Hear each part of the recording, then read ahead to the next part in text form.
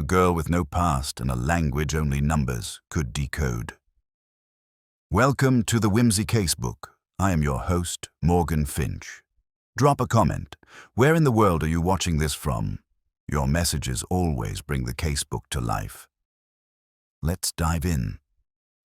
Maigret sat at the window of his flat on the boulevard Richard Lenoir, a pipe clamped loosely in the corner of his mouth, its bowl gone cold some time ago. He had not lit it again, nor had he made any move to. Rain tapped against the glass in a soft, even rhythm, the kind of Paris rain that made the city feel suspended in time, not washed clean exactly, but dampened, hushed. It had been falling since morning and showed no sign of letting up. Madame Maigret was in the kitchen, humming quietly as she peeled potatoes for the midday meal. The scent of leeks in broth drifted into the room, comforting and familiar.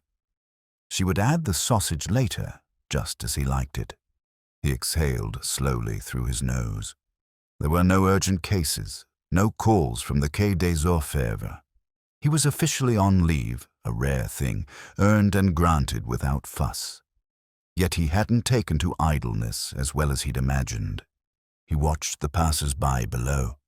A woman struggling with an umbrella that turned inside out, two schoolboys running, their satchels slapping their backs, and a man in a felt hat walking a small brown dog who refused to be hurried. A letter lay unopened on the corner of his desk, forwarded from headquarters. It bore no return address, only a faint pencil inscription on the envelope's back. Rue de l'Atlas, 17 bis. He had noticed the detail the way one notices a coat button undone. Minor, but uncomfortably so. Something tugged at his sense of order. He reached for it now, brushing away a curl of tobacco ash, and opened it without ceremony. The stationery was cheap and lined with ink that had pooled in uncertain places, as if the writer had hesitated at the end of every sentence. The message was brief.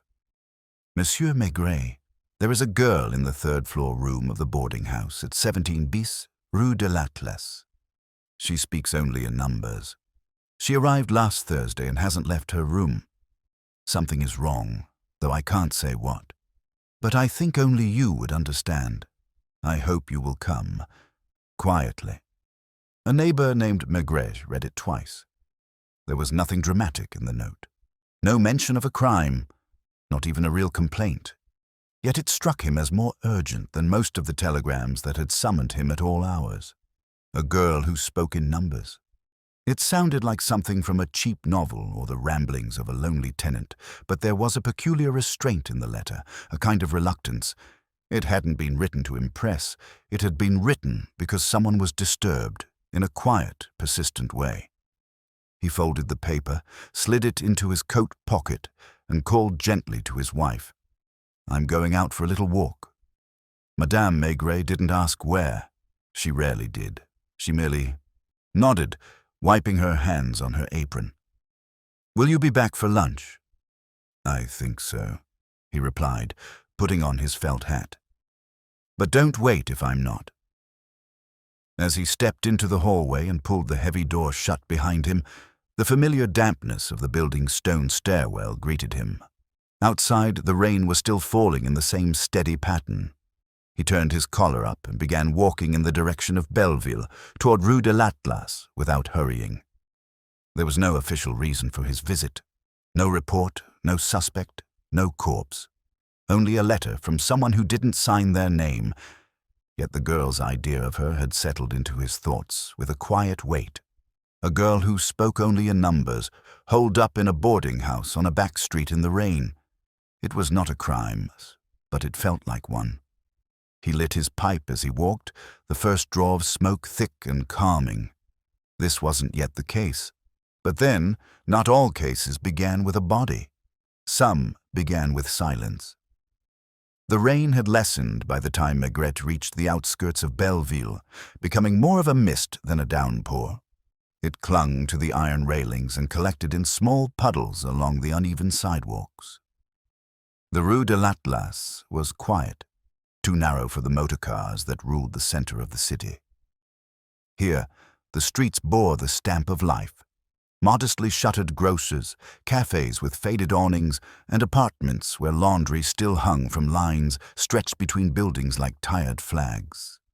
He had to look twice before spotting the number. There was a small brass plate affixed beside the door, 17 bis, worn smooth by weather and time.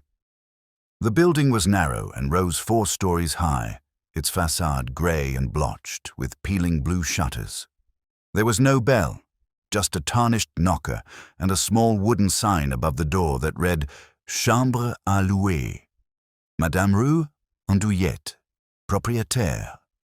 Maigret stood for a moment under the awning, knocking out his pipe against the heel of his hand. He wasn't sure what he had expected. Perhaps something more ominous, a building with shadows in the windows, or an air of menace. But this was simply a boarding house. It looked like hundreds of others scattered across Paris. A place for clerks, seamstresses, and students with nowhere else to go, and little reason to be noticed. He entered without knocking. The hallway smelled faintly of cabbage and damp wool, and the gaslight overhead flickered with a dull hum. There was no concierge at a desk, only a row of mailboxes, some labeled, some with names crossed out in pencil. Maigret glanced over them without touching. One label read J. Pellerin, another simply Mariette. The bottom one was blank. Footsteps descended slowly from the landing above.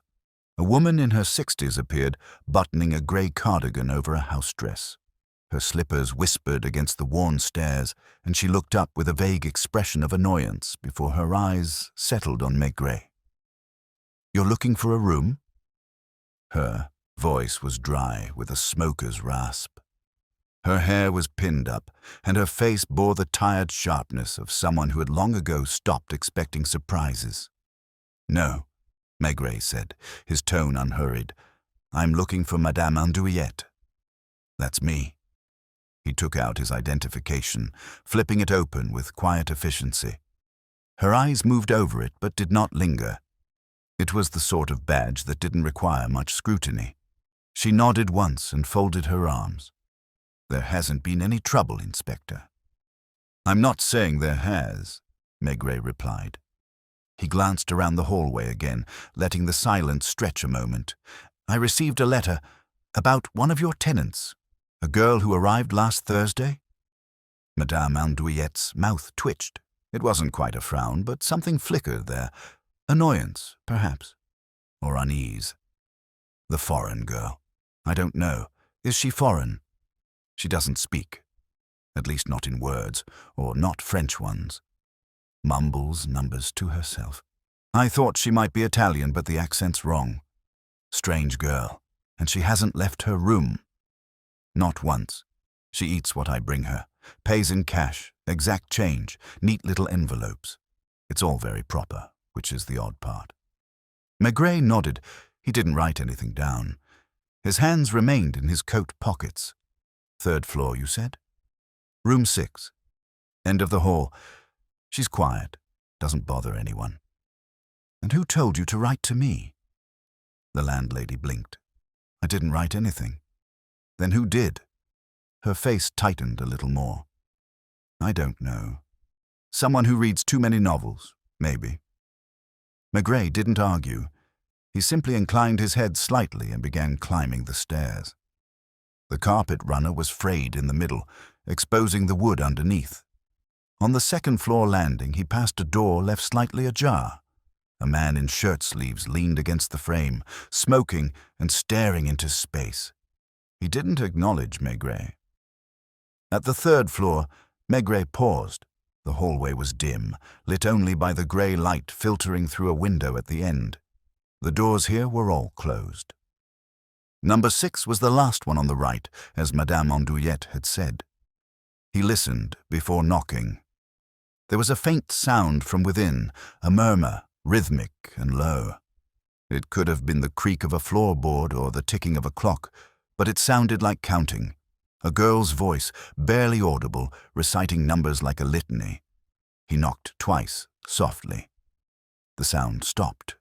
A pause. Then feet moving bare, perhaps. or in soft shoes. When the door opened, it did so only a fraction. A girl's face appeared in the gap. She was younger than he'd imagined, no more than 17. Her skin was pale, her hair dark and pulled back with a simple clip. There was something cautious in the way she looked at him, though not afraid. Her eyes were steady. Maigret didn't speak. He let the silence do its work. Finally, she opened the door a little wider. "Are you the inspector?"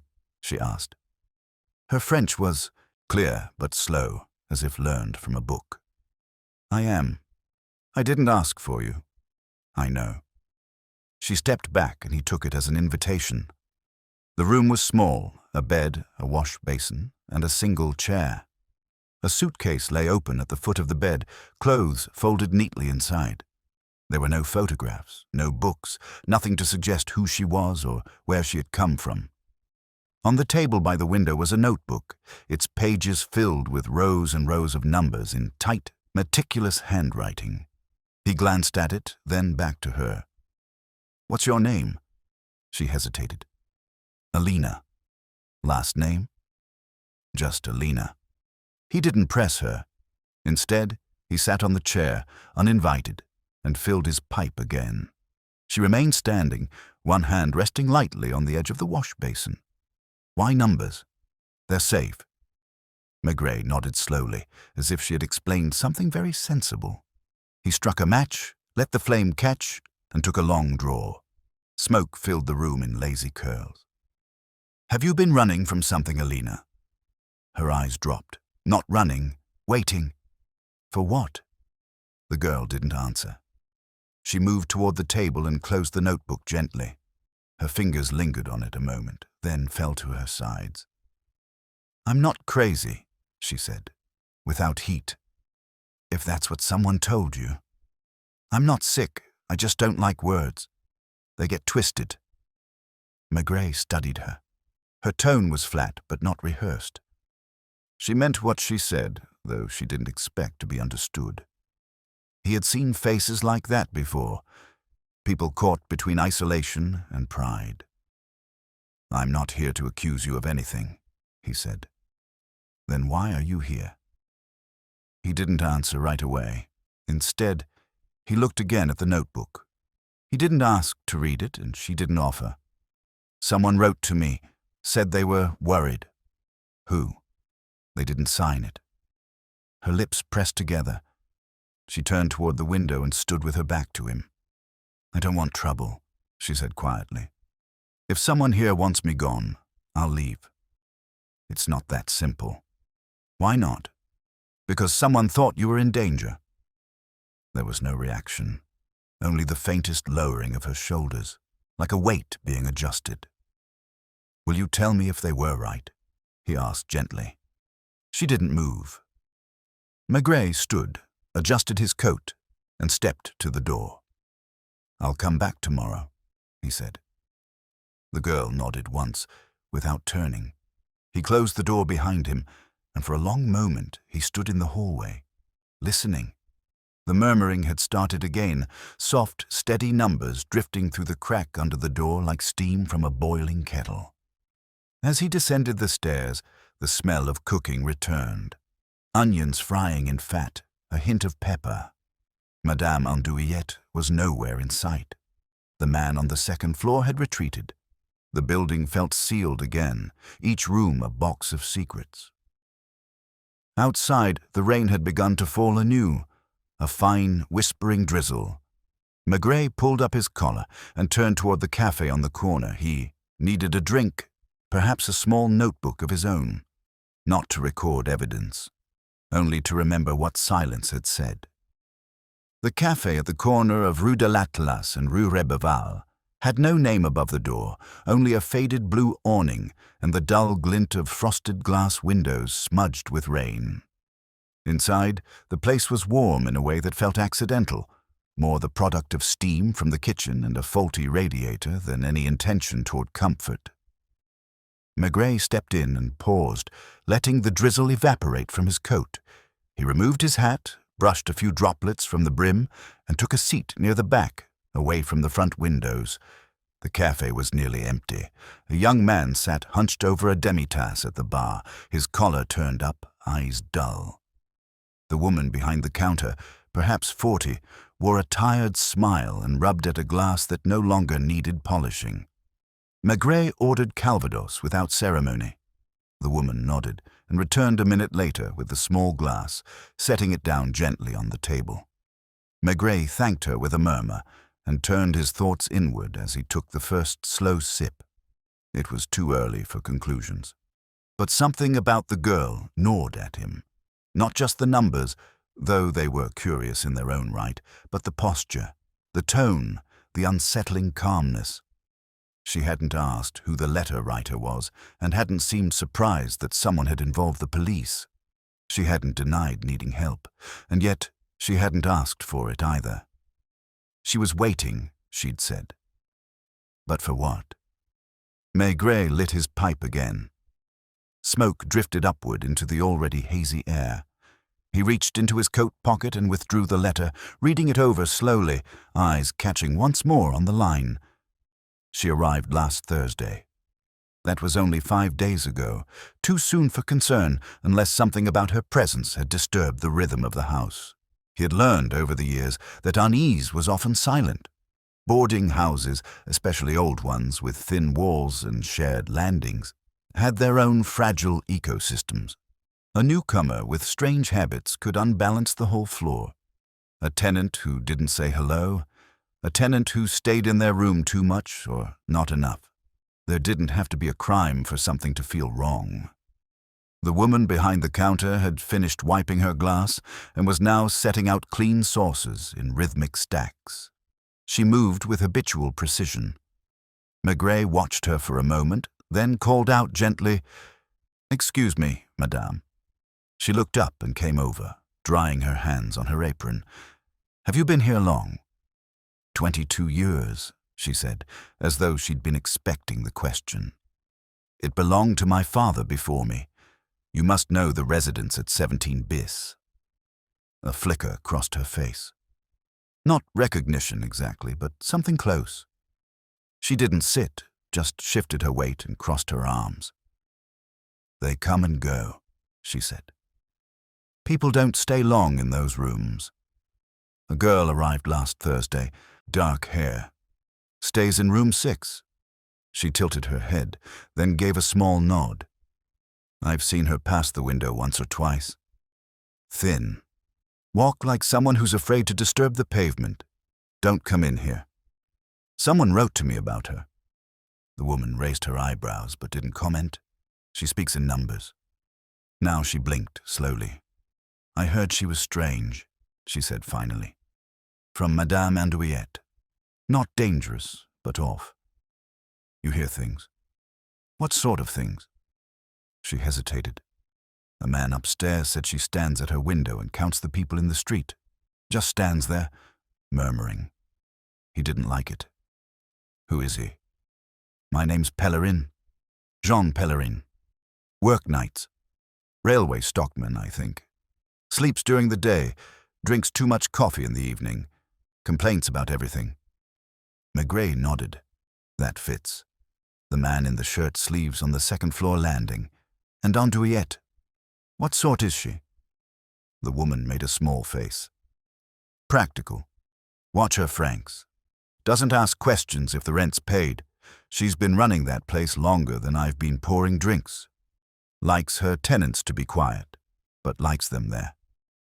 She didn't send the letter. Doesn't seem the type." Number Maigret sipped the last of his Calvados, letting the warmth settle behind his ribs. "Do you ever hear the girl talk to anyone?" "I don't think she does. I've never seen her with anyone. Just in and out for bread. Sometimes a bottle of milk. Never stay more than a minute. Don't smile. Like someone caught between here and somewhere else." Maigret didn't respond, but his pipe had gone out again. "Do you want coffee, Inspector?" "Not yet." She left him alone again, moving with a quiet steadiness behind the counter. The young man at the bar had gone. Outside, the mist was thickening, turning the street lamps into pale orbs of trembling light. Maigret checked his watch. just after 5. Early still, but the day already felt worn out. He leaned back and let his thoughts wander to the quiet notebook full of numbers, to the weight in the girl's voice when she said words could twist, and to the neighbor who had written a letter with no signature. Someone in that building had noticed something and hadn't known how to explain it. He will go back tomorrow. He'd speak with the man on the 2nd floor. With the others. But not yet. Not all at once. You couldn't push too hard in places like that. You had to settle in, like the rain, and let the building breathe around you. It was not evidence he was after yet. It was rhythm, pattern, the small hesitations in speech, the things unsaid. He placed a few coins on the table and rose. The door creaked behind him as he stepped into the evening. Back at headquarters, Inspector Lognon would have scoffed at the idea of spending an afternoon chasing a girl who spoke in numbers. But Maigret wasn't chasing. He was waiting too, in his own way. The rain was no longer falling, but the air was wet with promise. The kind of evening where footsteps echoed longer than they should. Maigret turned his collar up again and walked back toward the Seine without hurry. There will be time for questions tomorrow. The next morning began grey, as if Paris itself had not yet made up its mind whether the day would improve. The rain had paused, leaving puddles in the gutters and a chill that slipped beneath the seams of coats. From his window, Maigret watched the slow reawakening of the boulevard. A street sweeper dragging his broom through soaked leaves, a baker wiping condensation from his window pane, and school children hurrying with their scarves twisted too tight. He had slept well enough, but something about the girl, Alina, had entered his dreams. He couldn't remember them clearly. Only the sense of her standing at a window, murmuring numbers that floated in the air like mist. Madame Maigret had left early for her errands and would return with veal for the midday stew. She had said nothing about the case, or what resembled one, only set his favorite mug beside the coffee pot with its small chip near the handle. It was the sort of gesture that said, "You'll be working again, won't you?" without asking aloud. By 9 o'clock, Maigret was again on Rue de l'Atlas, the damp street quieter than the day before. The boarding house loomed with the same discolored facade, the brass number barely legible through a fresh smear of rain. This time, the door opened before he could knock. It was Jean Pellerin. Maigret recognized him immediately as the man from the 2nd floor, shirtless the day before, now in a heavy wool sweater, with a rolled cigarette stuck behind one ear. "She's still there," Pellerin said, without greeting. "Good morning to you too," Maigret replied evenly. Pellerin shrugged and leaned against the door frame. He had the look of someone who had once been handsome, but life had softened his jawline and reddened his eyes. "You're not here for anything official, are you? Would that change anything? It might change how much people tell you." Maigret gave a small smile. "I'm not asking for secrets, monsieur, just impressions." Pellerin gestured loosely, allowing him inside. The girl's still up there. Doesn't make noise, doesn't leave. And yet, somehow she makes herself felt. You know the type. I know the feeling. They climbed the stairs together. Maigret noticed the fray in the carpet hadn't changed overnight. The building smelled of old varnish and cabbage again. Pellerin led him into his room without invitation. It was modest, a narrow bed, a cluttered desk, and 2 empty wine bottles beside a cracked ashtray. A newspaper lay open to the racing section. On the wall hung a photograph of a woman and a child in swimsuits, smiling at a beach Maigret couldn't place. "You're home during the day?" Maigret asked, studying the photograph. "Night shifts at the Gare de l'Est. Freight operations. I try to sleep in the mornings, but lately he trails off and lights a cigarette." She murmurs, "You know," through the wall. Just faintly. Not words. Numbers. Do you understand what she's saying? Not really, but the cadence is unsettling, like prayer, but without hope. Maigret watched him for a moment. The man's hands shook slightly. Too much coffee? Or something deeper? You've spoken with her? Once? The day she arrived. She knocked on my door by mistake. Her French was stiff. Asked if the room had a window that looked out on the street. I told her it didn't. She just nodded and turned away. And since then, nothing, not even a bonjour. She walks as if the floor doesn't exist under her feet. I don't like it. Did you write to me? Pellerin turned sharply. Write to you? I wouldn't involve the police unless someone pulled a knife. Still, someone thought she needed watching. Well, maybe they were right. He gestured to the wall. There's something not settled about her.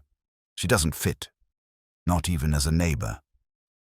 Maigret made no comment, only nodded once and turned toward the hallway. He paused outside room 6. No sound.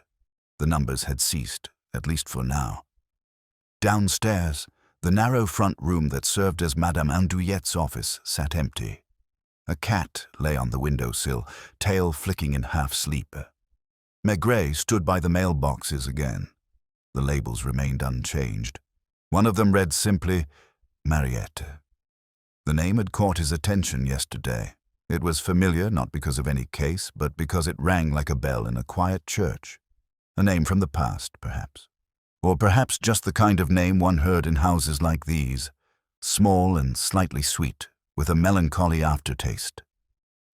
He knocked at her door, first floor, right beneath the stairs. A voice answered, Come in. She was a small woman, perhaps 40, hair the color of wet straw tied back with a ribbon. Her room was clean and had plain white curtains, a small radio, and knitting needles on a side table. You're the inspector? He nodded. I thought you might come today. Did you see me yesterday? In the hallway. I didn't want to intrude. Are you Mariette? I am. She gestured to the other chair. Maigret sat, noting the pot of tea already brewed, the second cup waiting, as if she had known he'd come. You've lived here long 6 years. Before that, I worked in a dress shop on the 7th. After the fire, I needed somewhere quieter. It is quiet here. And now. She poured him tea without asking. It was quiet until last week. The girl. She's not noisy, if that's what you mean. She's different. In what way? She doesn't speak. Or when she does, it's not words. Numbers. Like a formula. At night, she walks barefoot down the hall. Sometimes I hear her at the stairwell, just standing there. Breathing. Did she speak to you? Once. In the kitchen, she asked how long the building had been standing. I said I didn't know. She wrote something down in a little book. Then she thanked me very formally and left. Did she say why she wanted to know? Mariette shook her head. Has she ever had visitors? Not that I've seen. She buys food at the shop across the street. Very little. No letters, no telephone calls. Maigret took a sip of tea. It was lukewarm and steeped too long, but he didn't mind. Someone sent me a letter about her. Yes, said Mariette. Maigret looked up. I wrote it. Her hands remained folded in her lap. She didn't flinch. Why? I was afraid. Of her. No, she said, and her voice grew quieter. For her. I think she's hiding. From something. Or someone. And I think the numbers are not madness, but a kind of message. To whom? I don't know. But when she writes them, her face changes. She's not frightened then. She's focused. Like someone building something they have to finish before it's too late. Maigret sat in silence. The cat from the stairwell now prowled outside the door, brushing against the frame. Why not go to the police directly, because I thought they'd laugh? Or dismiss her as mad? But you're different, Inspector. You listen. He stood, slowly. Thank you, Madame Mariette. Will you speak to her again? I will. And if she's in danger, then we'll help her. Quietly. He stepped out into the hallway, the door clicking softly behind him. Upstairs, somewhere, footsteps moved across the floor. Measured. Barefoot. The girl was waiting. And Maigret no longer believed she was waiting for him. Maigret didn't go directly back upstairs. Instead, he stepped out into the late morning damp, the door of 17 bis closing quietly behind him. The air was still heavy with moisture, though the rain had yet to return. He crossed the street and stood in front of the bakery, its windows fogged from within, the smell of flour and sugar drifting outward as the door opened and closed behind morning customers. From there, he looked back at the building. The top-floor windows were closed. One had no curtains, only a thin shade drawn halfway. The window to room 6, he guessed, and then he saw her pale shape behind the glass, unmoving, watching. Her gaze wasn't curious or expectant. It was something quieter. She looked not at the street but beyond it, as if watching time itself trickle past. She didn't flinch when their eyes met. She didn't even blink. Maigret gave a slow nod, more to himself than to her, and turned to enter the shop. Inside, the counter was crowded with fresh loaves, small pastries in neat rows, and a wire basket of yesterday's rolls offered at half price. The shopkeeper, a woman in her 50s with a white apron and flour-dusted hands, greeted him with a mechanical smile. "Bonjour, monsieur. Baguette today?" "Perhaps in a moment," Maigret said. "I'm more curious about one of your customers." She blinked. "Oh?" "A girl. Come in for bread and milk. Very thin, dark hair pulled back. Doesn't speak much." The shopkeeper's eyes sharpened with interest. "Ah, yes. The strange one. Hasn't been in today yet. It usually comes just before noon. Always the same, a loaf, never sliced, and a small bottle of milk. Pays in exact coins. Always exact. Ever speak with her?" "I tried it for the first time. Asked where she was from. She just said the number 402. Then turned and left. I thought it was an apartment number. But there's no 402 in this quarter, not even on the avenue." Maigret nodded. "What else?" "Nothing, really. She's polite, but like someone playing a part. Eyes that look past you. I'd say foreign, but not in the usual sense. Foreign to everything. Did she seem frightened?" The woman hesitated. "Number just watching, like she's memorizing things. She looks at the receipts, the shelf labels, and even the clock, as if numbers tell her something the rest of us don't hear." Maigret didn't smile. He thanked the woman and purchased a croissant he barely tasted as he wandered back out onto the pavement.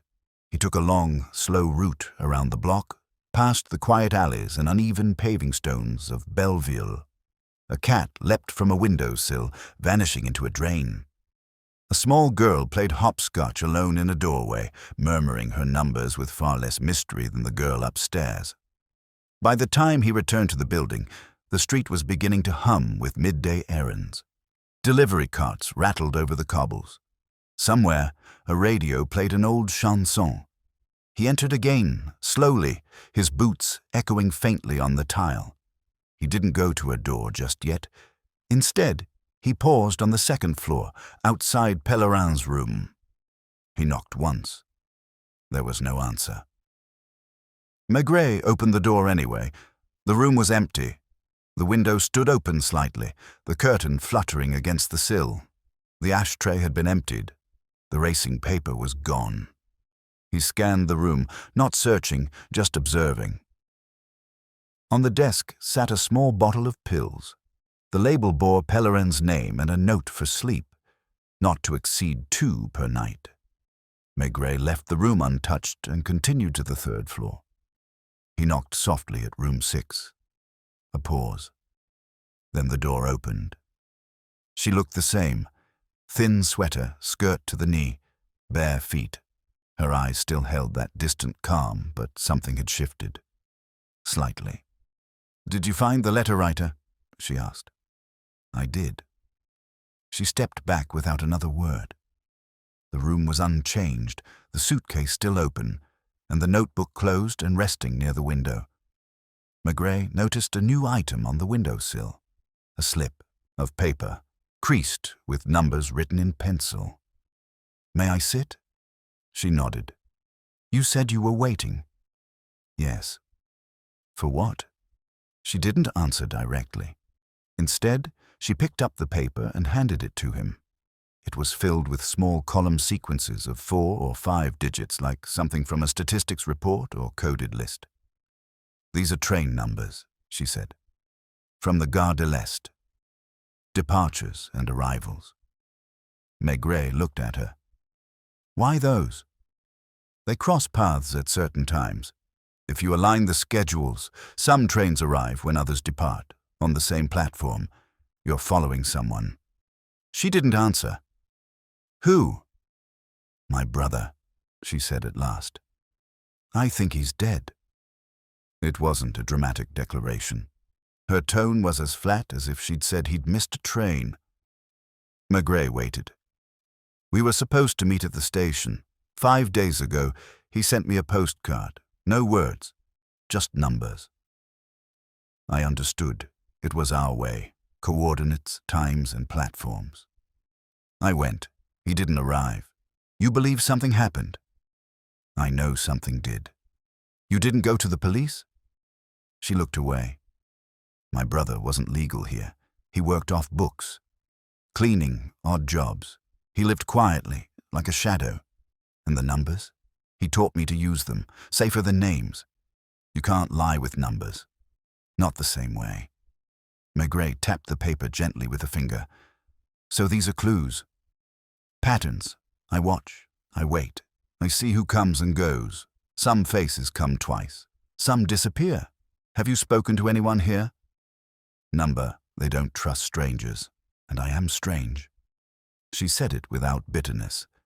Just a fact. Maigret set the paper down. "If your brother is missing, we can search. He wouldn't want attention. That's why I waited. And now, I think someone else noticed. The man on the 2nd floor. He watches me too much. Jean Pellerin." She nodded. "He was at the station the day my brother was to arrive." Maigret leaned forward. "You saw him?" "In the waiting hall. I never forget faces." "Did he see you?" "I don't think so. Do you believe he knows something?" "I don't know. But since then, he walks differently. Lighter, like someone who got rid of something." Maigret studied her. "That's a very specific thing to notice." "I notice everything." He believed her. Not because of any expression or plea, but because the notebook was nearly full. The girl who had written it had lived inside the details long enough to become part of them. "Will you help me?" she asked quietly. "I will." "And you won't tell anyone?" "Not yet." She nodded and stepped away, back toward the window. Outside, the street was beginning to brighten as the sun broke through the clouds, pale but determined. The curtains fluttered slightly in the draught. Maigret rose, leaving the numbers where they were. He had no proof, no crime, not even a name for the brother. But he had a girl who spoke in numbers and a neighbor with a pill bottle and a nervous look. And that, for now, was enough. Later that afternoon, Maigret sat on a bench beneath the vaulted iron roof of the Gare de l'Est. Trains came and went, with the slow inevitability of tides, their arrivals announced by tired voices over the station's crackling loudspeakers. It was not his first visit to the station, but he rarely came here without a purpose. Now he was here because a girl had written numbers in a notebook and spoken of a meeting that never happened. The bench was cold. Rainwater had seeped into the cracks of the paving stones, leaving damp rings beneath his shoes. Across the wide hall, a janitor moved with a mop, dragging a metal bucket behind him. A woman in a red coat stood by the arrivals board, reading with the studied stillness of someone used to waiting. Maigret removed a slip of paper from his coat pocket, a copy he had made of the girl's list. Train numbers, arrival times, and platforms. Most of them corresponded with regular service, but 2 stood out. One of them was a train that didn't run on Thursdays. The other referenced a platform that, according to the station map, no longer existed. Platform 17B. He'd walked past where it should be. The signs had been taken down and the iron track was overgrown at the edges with rust and litter. Officially, it was decommissioned. But to someone who remembered it, someone who had once worked in the shadows of the station, it might still serve as a place to meet, or to disappear. He lit his pipe, cupping the flame from the breeze that drifted through the wide entrance arch. Across from him, a group of soldiers laughed over sandwiches. A man in a green overcoat approached a ticket booth, then changed his mind and wandered back toward the newsstand. He watched people the way they walked, the pauses they made, and where their eyes landed. It wasn't surveillance. Not yet.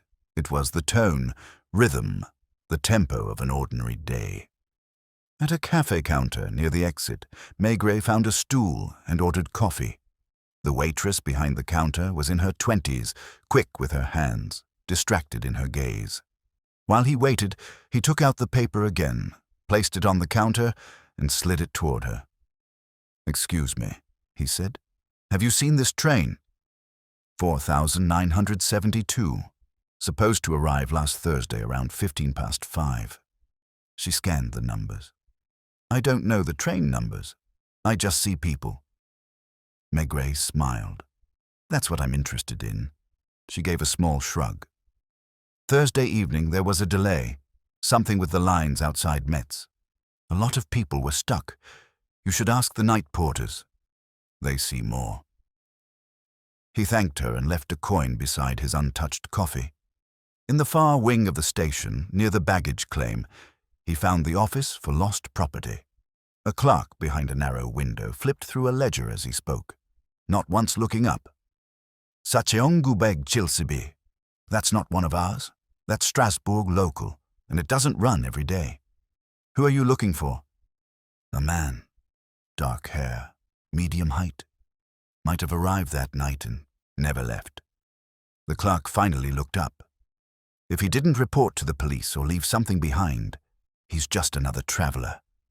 "Or something else," Maigret said. Back at headquarters, he made a quiet request for traffic logs from the station for Thursday evening. The forms would take a day or two to arrive. Nothing urgent, nothing official. A ghost in a coat had moved through the station, or hadn't. A platform that once existed might still hold its secrets. By early evening, he returned to Rue de l'Atlas. The rain had begun again, a steady, flat drizzle that turned the city grey at its edges. The boarding house stood as before, unremarkable and quiet. Madame Andouillette was not in sight, nor was Mariette. The hallway smelled of polish and damp rugs. He climbed to the second floor. The door to Pellerin's room was ajar. He knocked gently. No reply. He pushed it open. The room had been disturbed. Not ransacked, not overturned, but subtly unsettled. A chair was no longer aligned with the desk. A drawer is half open. The photograph of the woman and child was gone from the wall, the nail still bare where it had hung. Maigret entered slowly. There was no sound, no sign of struggle, only absence. The bed was made, too neatly. He crossed to the desk and opened the top drawer. Inside were matches, a pencil stub, and a timetable from the Gare de l'Est folded neatly and creased down the middle. He unfolded it. Someone had marked it several times in red pencil. Departures, mostly. Trains to Reims, one to Luxembourg, and beside 14972, a small circle, faint as if rubbed half away. He slipped it into his coat pocket and turned back toward the door. As he stepped into the hall, he saw her. Alina stood at the top of the stairs, watching him. She didn't ask why he had entered the room. She didn't look surprised. "He's gone," she said quietly. "Yes." She descended the stairs slowly, bare feet silent against the worn wood. "You think he met my brother? I think he may have followed him, or was supposed to. Something went wrong." She nodded once. Maigret hesitated. "You said your brother sent you numbers. A postcard. Do you have it?" She retrieved it from her room without question. It was a plain photograph of the canal at Saint-Martin, overexposed and faded. On the back, a series of numbers had been written in blue ink: 62, 17. B497215-146. 6? Maigret asked. She nodded. I thought it meant a platform, but there is no platform 6 anymore. Not at that time. It was decommissioned. Like 17B. He studied the card again. Could it be a room number? Not here. There's no 6th floor. Maigret tucked the card beside the timetable. If your brother arrived, he may have never left the station. She said nothing. Or someone made sure he didn't. Alina's face remained unreadable.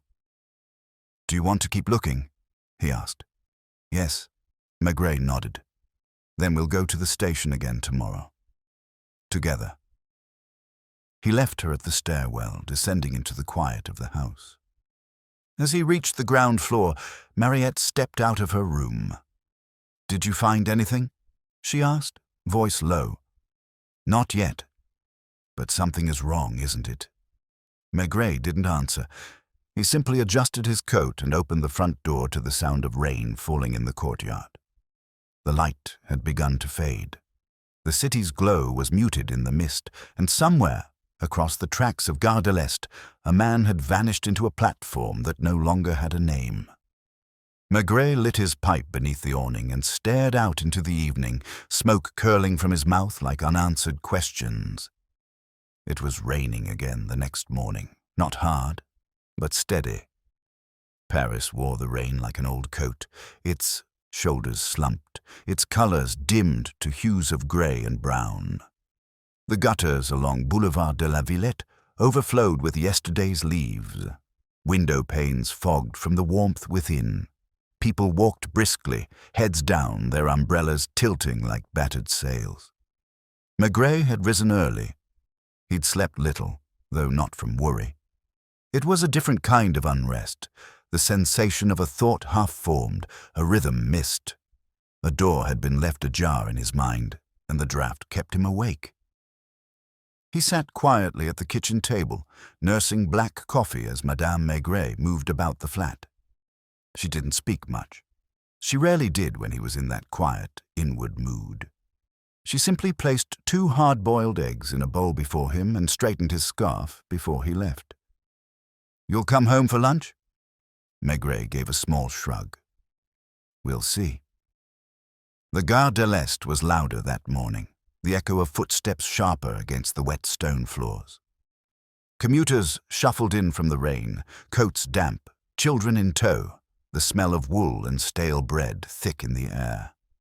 A whistle blew in the distance, followed by the low growl of a departing train. Alina was already there, waiting by the information counter. She wore the same grey coat, buttoned all the way up, her hands deep in the pockets. Her hair was tied back, though a few strands had escaped in the wind. She looked more alert than usual, but not anxious. You came early, Maigret said, falling into step beside her. I couldn't sleep. He nodded, and together they moved down the concourse, past the ticket booths and the vendors selling newspapers and bitter coffee in waxy cups. They stopped near the disused platform 17B. There were no barriers, no signs to prevent someone from walking there, only a faint sense that it was no longer part of the station's map. Maigret glanced around, then stepped over the small chain that marked the boundary. Alina followed without hesitation. The platform was deserted. Tracks, rusted in reddish streaks, ran alongside a row of forgotten benches.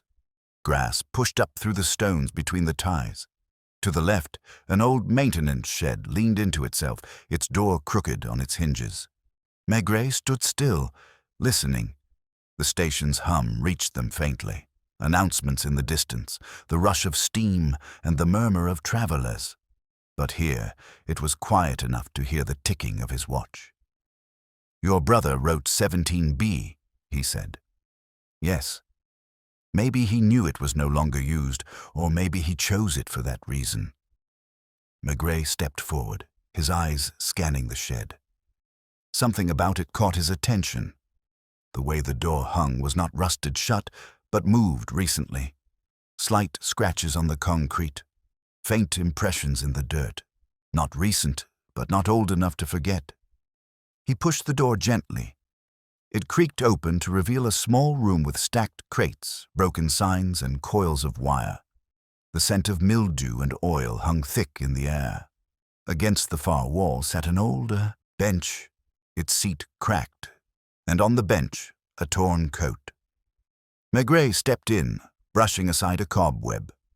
He lifted the coat. The lining was blue. A tear along the hem had been roughly stitched. In the inside pocket, folded neatly, was a piece of paper yellowed and slightly crumpled. He opened it. More numbers. He handed it to Alina. She read it silently, then said, "It's not a schedule." "What is it, then?" "It's a pattern, a cipher, something we used as children. It maps to letters. Can you read it?" "Yes," she said quietly. "It says, 'He followed me. Don't come. Too late.'" Maigret took the paper back and studied it again. The numbers were precise, like those in her notebook, but the message it hid was clear. Someone had warned her, someone who knew he wouldn't make it out of that meeting. "Why leave this?" Maigret asked aloud. "Why hide it here?" "Because he didn't trust anyone. Not even me. Completely. He knew I would find it eventually. If I came." Maigret turned slowly. The air in the shed had grown colder. "He knew he was in danger," he said. "Yes." "And the man who followed him?" Alina met his eyes. "You think it's Pellerin?" "I don't know, but he's gone now. Left the room without notice. The photograph is missing. The drawer is open." "Then he's afraid." "Or finished," Maigret said. They stepped back onto the platform, the paper folded in his coat. Across the tracks, a train began its slow approach, the wheels grinding against metal, the sound echoing through the space. "Did your brother ever mention anyone by name?" Maigret asked. "Number-only descriptions. The way they walked, the shoes they wore, codes in observation. That was how we spoke." "And what did he say about the man who followed him?" She thought for a moment. Then he said he had a limp, just slightly, on the left side, walked with rhythm but not symmetry. Maigret lit his pipe, the flames small in the grey light. "He never mentioned a scar." Alina looked surprised. "Yes, across the cheek." "Why?" Maigret exhaled slowly. "There's a man I know, small-time smuggler once. Moved between Germany and here in the old days. Avoided customs and moved people, papers and things harder to trace. Left a trail of frightened girls and missing names. He disappeared 5 years ago. Last I heard, he worked out of stations, a shadow among shadows. And you think? I think if he's involved, your brother saw something he shouldn't." They stood in silence for a moment, the world around them moving on, the platform still and forgotten. Then Alina said, "I want to find him, not for justice, just to know." Maigret nodded. "Then we'll begin with who rented rooms to men with scars and limps near the Gare de l'Est. People remember the wrong sort of guest, even if they pretend not to." She looked up at him. "Why are you helping me?" "Because no one else would have listened to a girl who spoke in numbers." He turned to leave. The rain had stopped. Behind them, the shed door swung slowly in the breeze. Sometimes the truth wasn't buried. It was just left behind, in the places no one went anymore. By late afternoon, the rain had thinned to a mist again, the kind that drifted rather than fell, softening edges and settling in the creases of coats. Paris, damp and subdued, moved with its usual rhythm, indifferent to whatever private storms unfolded among its millions. Maigret stood beneath the awning of a tobacco shop near the Gare de l'Est, not far from where he had stood 100 times before, though never for this reason. The girl, Alina, had returned to her room for now at his suggestion. There were parts of this search that belonged to silence and patience, two things he understood better than most. He tamped his pipe with his thumb, shielding the flame from the wind as he lit it. Across the street, the corner cafe was beginning to fill with the early crowd of dock workers, ticket clerks, and a few girls from the offices above the station. It was the hour when secrets began to loosen their collars and slip out into conversation. Maigret crossed the street slowly, stepped into the cafe, and nodded to the man behind the counter, a balding fellow with eyes too tired for his age. They knew each other loosely, not by names, but by the long familiarity of public places. The man poured small calvados without being asked and slid it across. Maigret didn't speak at first. He drank, then set the glass down. "You remember a man," he said quietly. "Tall, broad-shouldered. Walks with a slight limp on the left side, scar on the cheek." The bartender's eyes narrowed a little, but his hands kept moving, polishing glasses. Plenty of men limp in this part of town. This one didn't drink much, always paid in notes, sat near the back wall, come in the evenings, maybe twice a week, never lingered. Now the man paused, wiped his hands slowly on a cloth. "I remember someone like that. Sat in the corner by the window, didn't like being spoken to." Maigret nodded once. "Still comes. Number, not for weeks now. A month, maybe more. Left no trace. Has he ever met anyone here?" "One man, maybe. Once or twice. Smaller, wiry, nervous. They spoke in low voices. Never long did they argue." "Number. But the second man always looked over his shoulder when he left, the kind that checks who's watching even when no one is." Maigret finished his drink and placed a coin on the counter. "Thank you." He stepped out again into the street and turned left, following a route he knew by instinct.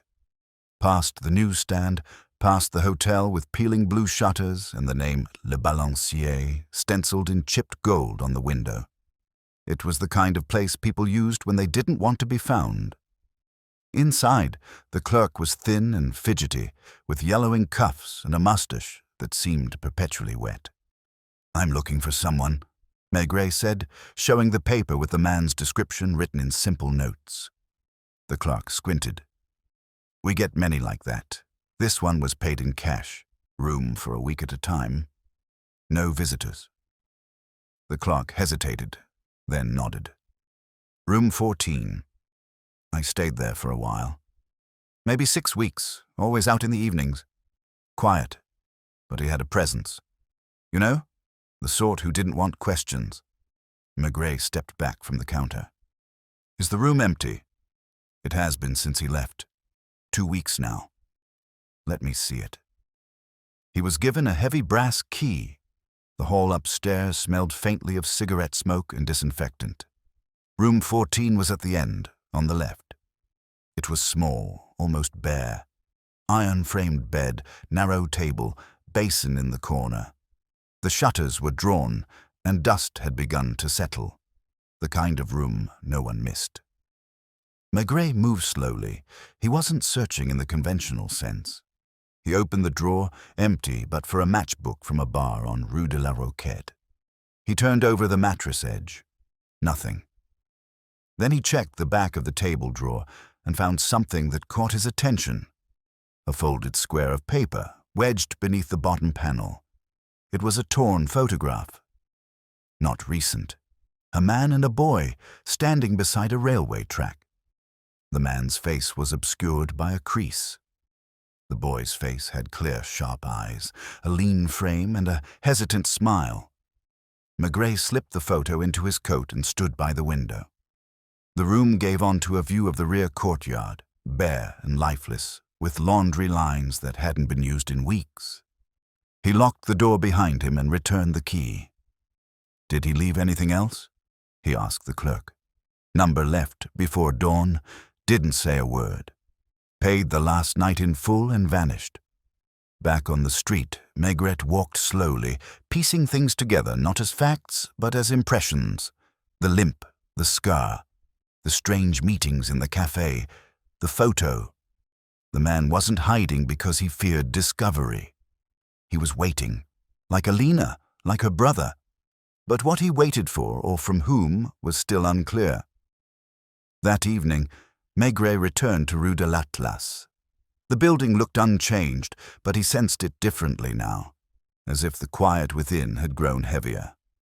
He knocked on Mariette's door. She opened quickly. "Inspector, have you seen Pellerin?" She shook her head. "Number not since the day before yesterday." "And the girl?" "She's in her room. I haven't gone out today." Maigret nodded and climbed the stairs. Alina opened the door before he knocked. "You found something," she said. "A photograph.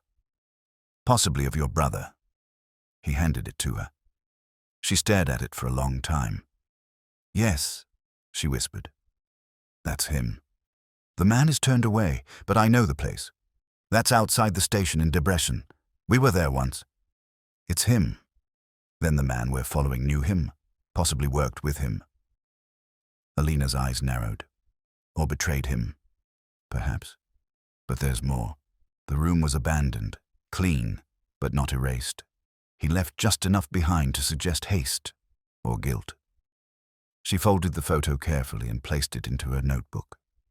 "I want to go to that cafe," she said. "The one you mentioned. You will. But not tonight." Maigret looked at her closely. "Do you still have the postcard?" She retrieved it again, the one with the ciphered numbers, now more worn at the edges. Maigret pointed at the last line. 6. "You thought it meant a platform, yes, but what if it's not a place? What if it's a name?" Alina tilted her head. "A person, a code name, or an alias. And the others? Coordinates, yes, but also dates, meetings, exchanges. You said your brother sent patterns. This may be one of them." She nodded slowly, then said, "If he wrote that, it was too late. Maybe he didn't expect me to come." "But you did," Maigret said quietly. "And now he's gone," she said. Maigret said nothing. The rain had started again. Through the thin window pane, the sound was steady, like the ticking of a slow clock. Maigret turned to go. "We're getting close," he said. She didn't reply, but he saw it in her posture, the shift and the tension. She believed it too. Outside, the streetlights flickered to life. Paris, damp and breathless, kept its secrets close. But not forever. It was just past 9 in the evening when Maigret stepped into the café on Rue de la Roquette. The street outside was slick with rain, the sidewalks gleaming like old leather under the glow of weak yellow lamps.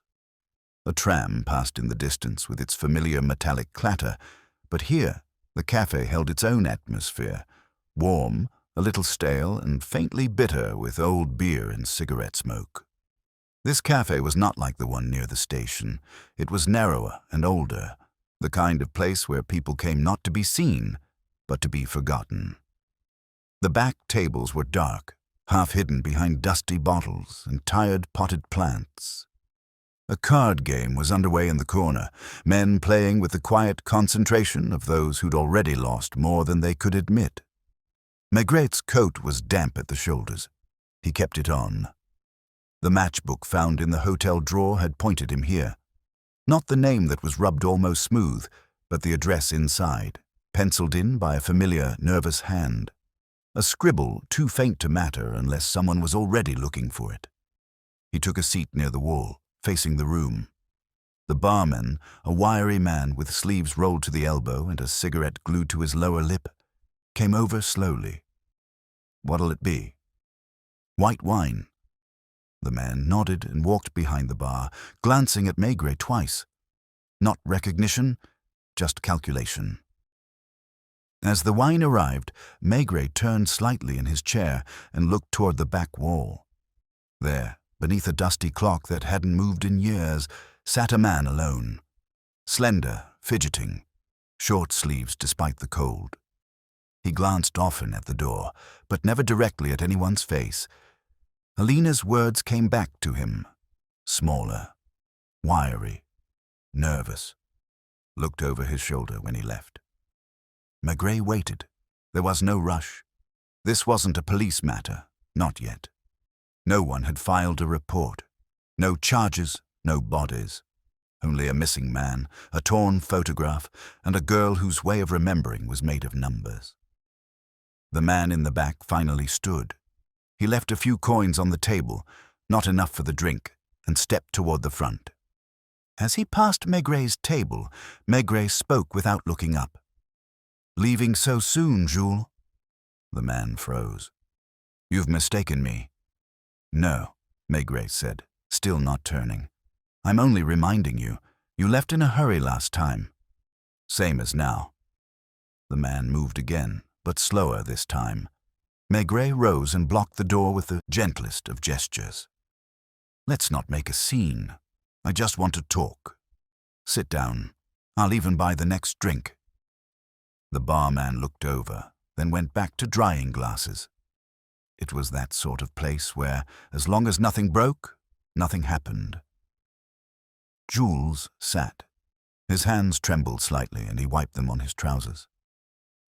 Maigret poured a little more of the wine into his own glass, then slid it across the table. "I'm not interested in who you used to be," he said. "Only what you saw. I don't know anything." "Then why run?" "I wasn't running. You didn't finish your drink."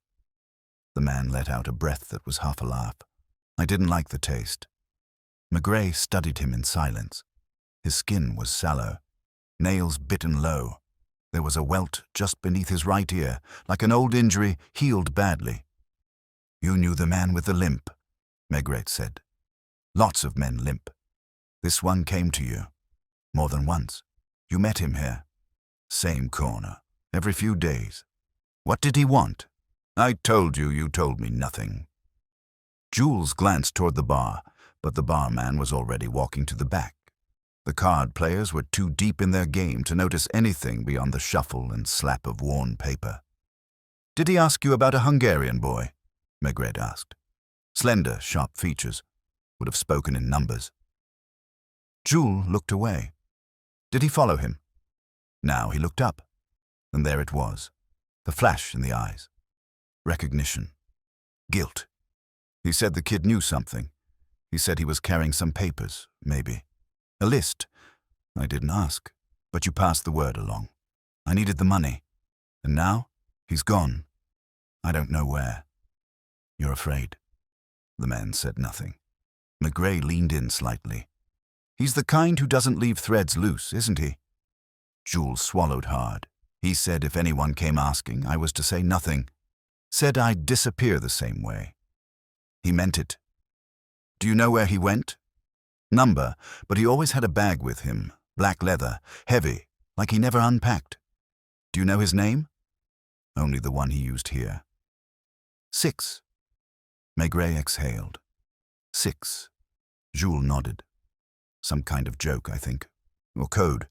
People like him don't use real names. Outside, the mist had thickened into a light drizzle again. Maigret stood. You'll stay in the city? For now. If I need you again, you won't. Maigret left him there, slumped over the table, fingers tapping a rhythm that sounded like regret. Back on Rue de l'Atlas, the lights were dim behind the windows. The boarding house seemed quieter than usual, the sort of silence that came not from peace, but from waiting. Mariette was not in her usual place. Her door was closed, and no sound came from within. Maigret climbed the stairs. Alina opened the door before he could knock. She had been sitting on the edge of her bed, notebook in hand. She had drawn lines across the page, train lines perhaps, or timelines. Points connected by figures, not names. Tell me, she said. Maigret stepped inside, removed his coat, and lowered himself onto the chair by the small table. I found a man, the one who met the scarred man. Jules, a courier, gave the signal. Your brother was supposed to carry something, not just a message, but information. Names, movements, maybe even locations. He became dangerous the moment he walked into the station. Did he know? Possibly, but it wouldn't have mattered. 6 doesn't leave chances. Where is he now? Vanished, possibly left the city, or changed his name again.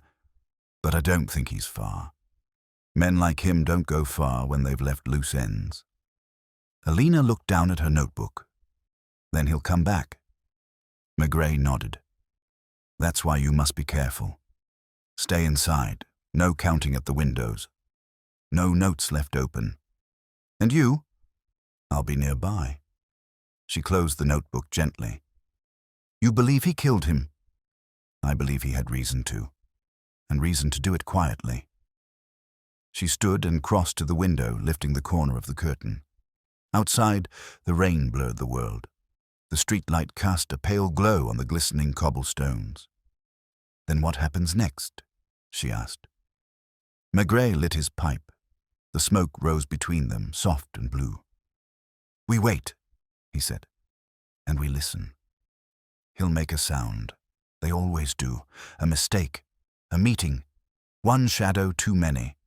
And then the numbers will lead us where names could not. She said nothing more, but stood there a long time, watching the quiet world below, her reflection barely visible in the glass. And in that silence, Maigret heard something stir, not a sound exactly, but a shift in the air. A tension. The story was not over, but it had turned. The following day passed quietly. Morning light crept slowly through the rain-washed windows of Rue de l'Atlas, settling in grey streaks across the floorboards. The street below moved with the subdued rhythm of a Paris neighborhood trying not to call attention to itself. Delivery carts rolled over the cobblestones. A dog barked once, then lost interest. The sky remained the color of tin. Maigret spent the morning in his office at the Quai des Orfèvres, though he filed no report. He answered no phone calls.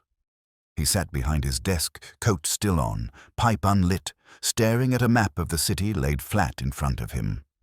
His finger traced lines between the Gare de l'Est, the hotel on Rue de Maubeuge, and the café on Rue de la Roquette. He had drawn a small X on each. One corner of the paper was folded and unfolded so many times it had begun to tear. He knew the man would return, not out of carelessness, but necessity. Men like 6 did not vanish without finishing what they started. There were things left undone, risks not yet silenced. And then there was the girl. That afternoon, Maigret went back to the café, not to speak, just to sit. The bartender, sensing something, left him alone. The usual card players weren't there. A younger couple occupied the rear table, arguing in the low, urgent tones of lovers in crisis. Maigret sipped from a chipped white cup and watched the door. No one came. He left before dusk and walked through streets washed clean of their grime, but not their secrets. He passed children playing in puddles, their boots leaving temporary shapes in the water. A flower seller packed up his cart in silence. Rain began to fall again, soft and windless. That evening, Maigret returned to Rue de l'Atlas by instinct rather than intent. He did not climb the stairs. He stood beneath the street lamp opposite the building and smoked, watching the front door. A few tenants came and went, a man with a newspaper folded under his arm, a woman in a wool coat clutching a basket of groceries. None of them looked up. Just after 8, he saw him. It was the walk he recognized first, the deliberate pace, the faint weight on the left side. The man came around the corner, glancing once toward the café across the street, then slowing as he approached the building. His face had changed. The scar was partially obscured by a thin beard, and his coat was new. But Maigret knew. The man paused by the front door. His eyes swept the building, moving past the windows without seeming to look. He reached for the door. Maigret stepped forward. Evening. The man froze. They stood a few feet apart in the drizzle. The man's hand dropped from the doorknob. "I'm afraid I don't need it," Maigret said. "We won't speak long." "Just enough." The man's expression didn't change. Not entirely, but something behind the eyes shifted, a tightening Maigret had seen before in those who knew they had been recognized. "I'm only visiting someone?" the man said quietly. "No, you're checking. You wanted to see if the girl was still here." "She is." The man said nothing. "You followed her brother," Maigret continued. "Through the station, through the schedules. You watched him from the shadows. You met with Jules. You knew what the boy carried. You're mistaken. Number. And you'll say nothing now because it doesn't matter to you anymore. You've moved on, haven't you? Or tried to. But it's not over. Not for her." Still, the man didn't speak. Maigret exhaled slowly, letting the silence stretch. "She doesn't want revenge," he said. "She wants the truth. You took something from her. A voice. That's why she speaks in numbers now. They don't lie, and they don't forget." The man looked toward the street, then back. "I'm not staying," he said. "You won't have to." Maigret stepped aside. "You'll walk with me now, quietly. You can say your name if you like. Or not. It won't change what we know." The man hesitated, then nodded once. They turned together and began to walk past shuttered shops and puddles filled with reflected lamplight. Behind the window on the third floor, a curtain moved. Alina stood in the dark, watching the street. She didn't flinch when they passed beneath her. She didn't need to. She knew. Maigret returned 2 hours later. The man, 6, or whatever he called himself now, had said very little. No confession, no names. But his silence had said enough. The station logs, now on Maigret's desk, showed a man matching his description boarding a train for Metz 2 days after the boy's disappearance. 1 bag. No return ticket. The photograph had been real. The brother had tried to meet her, and someone had been waiting. Someone who made sure the meeting never happened. There was no need to tell her the details. When Maigret reached the third floor again, Alina opened the door without a word. "He's gone," Maigret said. She looked at him. "Not dead," he added, "but gone. This time, for good." She nodded once. "I saw you," she said. "From the window. He knew you were still here. That's why he came." She sat at the edge of the bed, her notebook resting beside her. "What now?" she asked. "You decide." Her hands lay still in her lap. "I think I will leave," she said. "Where?" "I don't know, but somewhere with less counting." He gave a small smile. "Barely there." "You'll take your notebook?" "Yes," she said. "But maybe I'll write something different now." He stood. "You have someone to say goodbye to?" "Mariette," she said. "She gave me tea and never asked questions. That's more than most." "Then tell her goodbye," Maigret said. "And leave quietly. You've earned that." She rose and offered him her hand. "Thank you," she said. He took it briefly. "Take care, Alina." She didn't answer. She didn't need to.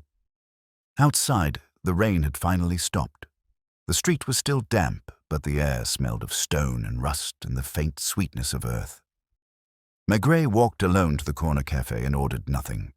He simply sat, watching the window, letting the city breathe around him. There would be no report, no headlines, no arrests.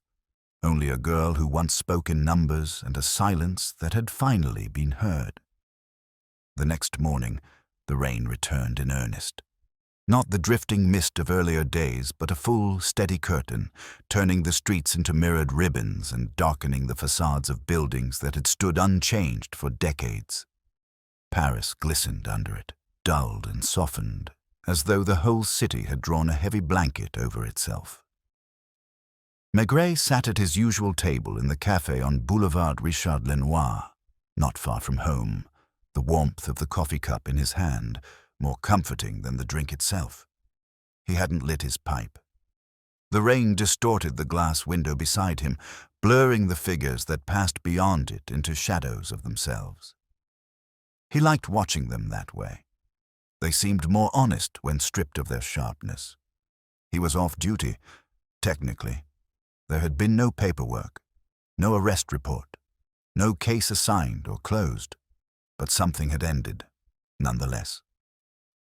The waiter, who knew Maigret well enough to keep his distance, cleared away the untouched croissant and replaced it with a fresh one without asking.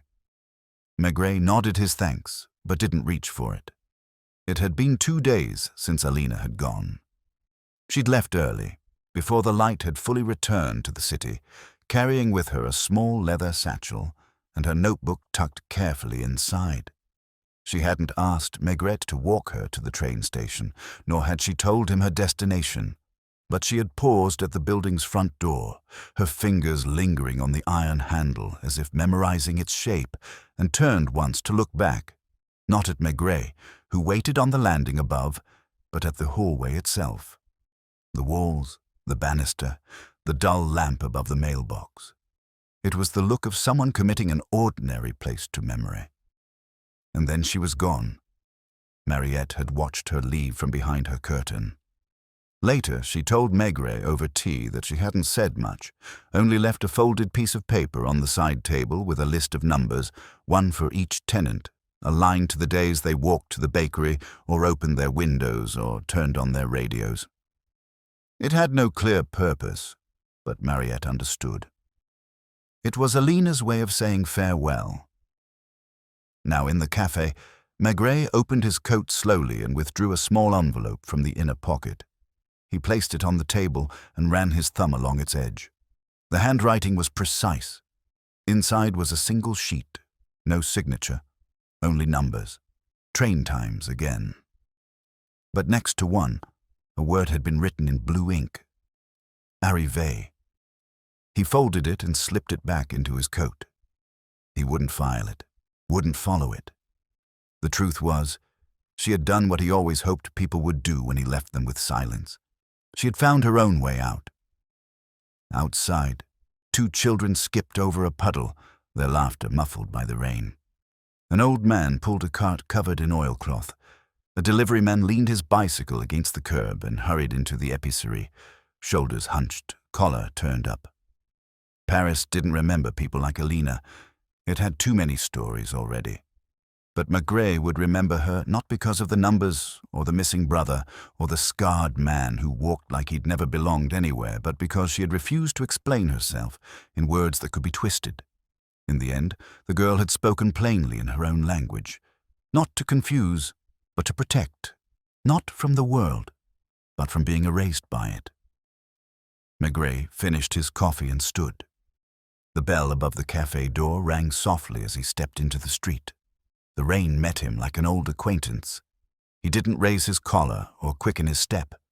He let it soak in slowly, hat brim dripping, coat growing heavier with each block. When he reached home, Madame Maigret had already set out his slippers and was slicing carrots in the kitchen. "You're soaked," she said without looking up. "I know. Do you want your coat dried?" He thought for a moment. "Number, let it hang." She nodded, placed the knife down, and looked at him over her shoulder. "You're done with her?" He didn't answer right away. He hung the coat by the stove and sat heavily at the table, watching her add leeks to the pot. "She's gone," he said finally. "But I think she found what she came here for." "A boy? A voice?" Madame Maigret tasted the broth, frowned, and added a pinch of salt. "People don't often leave with more than they arrived with," she said. "No," Maigret agreed. "They don't." They sat in companionable silence as the soup simmered. Later, as dusk fell again and the rain showed no sign of letting up, Maigret sat by the window, pipe in hand, watching the street lamp flicker in the wind. It cast a shimmering reflection on the wet pavement, like a second moon caught in a puddle. He struck a match, let the flame take, and drew in the first curl of smoke. No arrests, no trial, no declarations, only the knowledge that somewhere out there, a girl who once spoke in numbers now walked in a city that no longer needed them to understand her. And that, for Maigret, was more than enough. 3 weeks passed. Spring had begun to tug at the edges of Paris, tentatively, almost shyly. The trees along the boulevard Richard Lenoir showed the first signs of green. Not blossoms, not yet, but a certain fullness in the branches, a sense that life was preparing itself beneath the bark. The baker had started leaving his door open in the morning. Street sweepers no longer wore scarves wrapped around their mouths. The rain had not stopped entirely, but it came now in sudden bursts, gone as quickly as it arrived. Maigret was back in rhythm, or so it seemed. Cases came and went. A butcher's dispute turned violent in the 11th arrondissement, and there was a robbery of antique clocks in a bourgeois flat near Rue Réaumur. Nothing especially urgent. Nothing especially cruel. The kind of cases that cluttered the days but didn't linger afterward. He handled them with his usual steadiness. Slow questions, heavy silences, and the occasional beer with a reluctant witness. But Alina remained in his thoughts. Not sharply, not constantly, just as a shape that returned to him at unexpected times while waiting on a bench at the station, while passing a window on Rue de l'Atlas, while watching the red numbers change on the platform board. She'd left the city cleanly, like someone slipping through a gap in the world. No one had asked after her. No officials had come knocking, no more letters, no more numbers. Still, there was one thing he hadn't done. And on a grey Thursday, just before midday, Maigret made the walk again slowly, as always, back to the Gare de l'Est.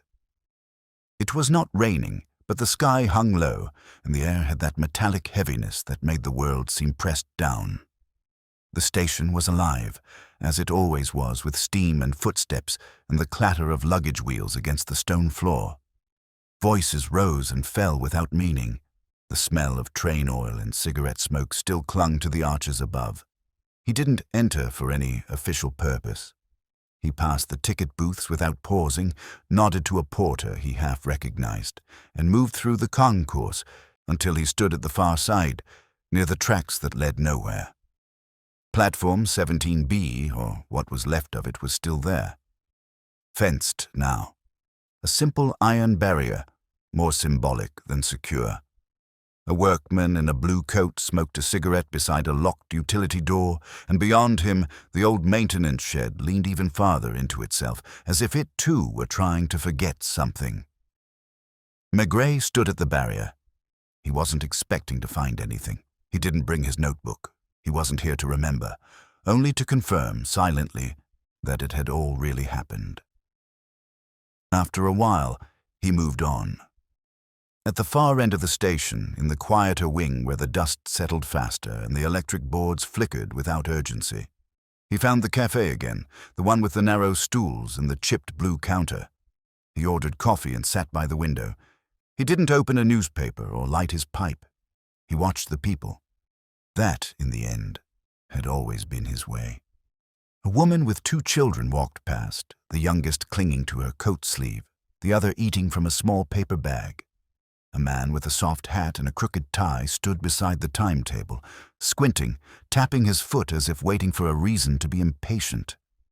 A pair of lovers, both too thin and too pale, kissed by the vending machine as though saying goodbye to something they hadn't yet had. All of it is mundane. All of it is ordinary. Yet Maigret knew, as he had always known, that this was where truth lived. In the way people carried themselves, in what they repeated, what they avoided, in their shoes, their silences. He thought of Alina again and how she had counted not out of madness, but out of necessity. The numbers were her way of holding the world still long enough to understand it, of translating a world that spoke too carelessly. Now she was gone, and the numbers had stopped, but she had left something behind, something not quite visible. The sense that, just beneath the surface of the familiar, lay a system of things, not hidden, not profound. Just quiet, understandable, if one paid close attention. He sipped his coffee and let the moment stretch. A policeman from the night shift walked in and saw him. "Chief," he said with a nod. Didn't know you were back on a case. I'm not, Maigret replied. The man hesitated, then offered a respectful nod and moved to the far side of the room. Maigret smiled faintly. It was always like that, the assumption that presence meant pursuit, that he was here because something needed solving. But not everything needed solving. Some things needed only witnessing. He finished his coffee and left the coin on the counter. Outside, the clouds had broken slightly, revealing a dull wash of pale sun that filtered down without warmth. Maigret adjusted his hat and walked slowly toward the nearest tram stop. He thought, briefly, of visiting Madame Maigret at the market. She would be buying fish or perhaps liver for that evening's meal. She would know, from the way he walked into the flat, whether something had ended or something had begun. He reached the stop just as the tram pulled up. He boarded, found a seat by the window, and let the city pass. It was nearing lunchtime when he returned to the apartment. Madame Maigret was already at the stove, humming faintly. "There's stew," she said without turning. "I thought so," Maigret said. He hung his coat, not bothering to dry it, and sat at the kitchen table. The scent of onions and broth filled the room. "She left nothing else?" she asked. Madame Maigret set the lid on the pot and wiped her hands on a towel. And that man, gone, quietly. She nodded and returned to her task. They ate without hurry. Afterward, Maigret stepped into the living room and sat by the window. The boulevard outside shimmered faintly from the morning rain. A boy kicked a ball against a lamp post. An old woman carried a parcel beneath one arm like a sleeping child. Maigret lit his pipe and watched. There was no more story to follow. No numbers to interpret. Only the quiet rhythm of a city too large to notice one departure, and a man who had made peace with that long ago. Nothing left to add. And that, too, was an answer.